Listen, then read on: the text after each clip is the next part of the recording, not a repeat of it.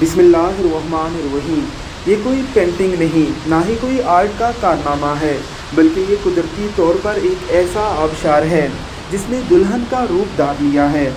इसे bridal looking waterfall का नाम दिया गया है, यानी दुल्हन का आबशार।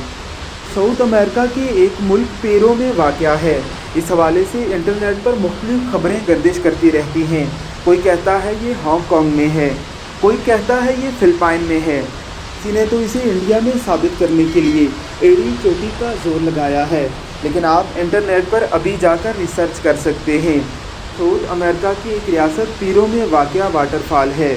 लाखों की तादाद में विजिटर हर साल इस जगह जाते हैं और इस वाटरफॉल को देखते हैं। कुदरती तौर पर ही इसने ऐसा रूप धारा हुआ है जैसे एक दुल्हन अपने फ़राक को फैलाए हुए खड़ी हो। बेशक अल्लाह रब्बुल इज़्ज़त ने दुनिया को अजायबात से भर दिया है। हर चीज़ ही अल्लाह रब्बुल इज़्ज़त की वहदानियत की गवाही देती है। ये वाटरफॉल भी अल्लाह की गवाही दे रहा है कि कोई तो है जो निज़ाम हस्ती चला रहा है, वही खुदा है।